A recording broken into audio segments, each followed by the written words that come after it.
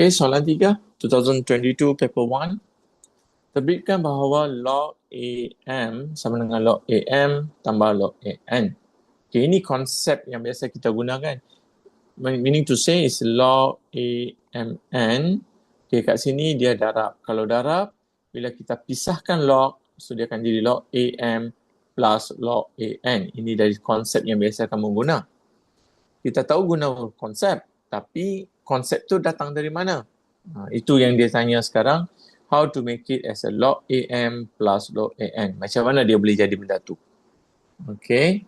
So kalau kamu tulis macam ni, it's like repeating what you writing up there. So that's not how you terbitkan kan. Okay. So maksudnya kamu kena jelaskan kenapa benda tu boleh jadi asing-asing, tengah-tengah dia jadi tambah pula.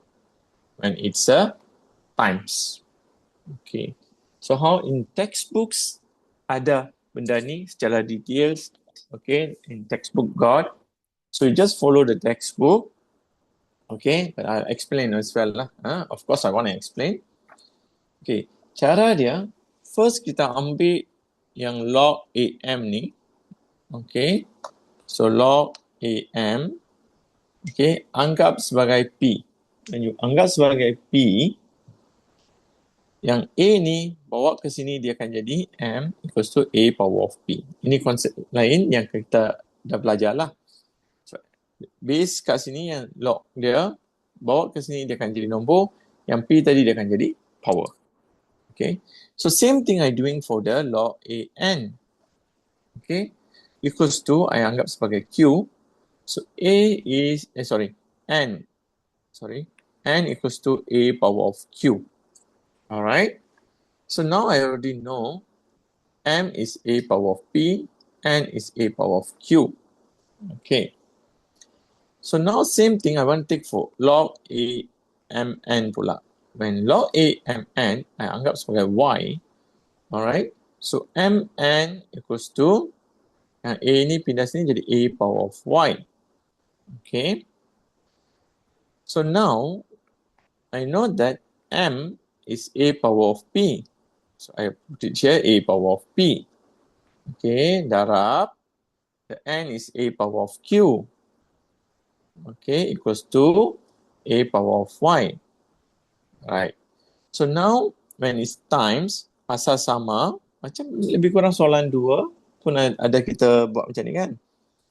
Okay, soalan 2, if not mistaken, sebab dah bahagi. So kita tolak. Ni dia darab. So when it's times, power be plus. Am I right? Okay, hukum indeks lah. Alright. Now, asas dah sama. So, power mesti sama. So, that means Y equals to P plus Q. Okay, kita dah dapat kan? Okay, now, once again, Y itu apa? Y is log AM. So, log AMN. Maksudnya, log AM. Log AMN. Itu untuk Y. And then P is what? P is log AM. So, equals to log AM plus Q apa? Log AN kan? Log AN. So, kita dah buktikan. Okay. So, terus yang B, seterusnya cari nilai U. Jika log U, this one plus this one is 2. Okay. So, macam mana kita nak selesaikan? Maybe I can erase this first lah. Alright, for the B, log U plus 3 plus log U minus 1 equals to 2. Okay. Kalau cakap hence, maksudnya ada kaitan dengan A lah. So, we need to use something like this. Alright. So, first what I want to do, I want to make it as a single log. Okay, baru dapat idea lah. So, log U.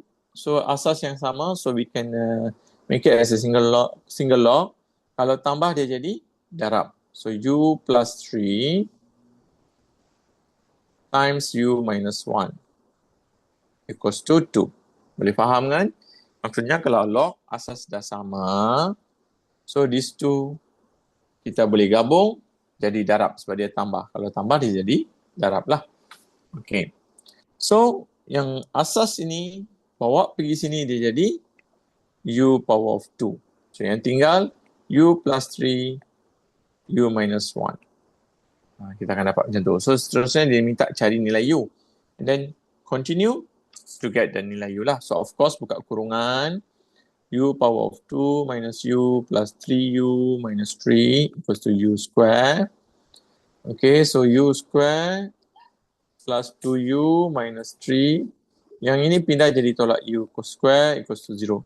So u square minus u square, kosong. So 2u minus 3 equals to 0. 2u equals to negative 3, pindah jadi 3. So u equals to 3 over 2. Okay, and then we are done. We managed to get the u lah. Alright.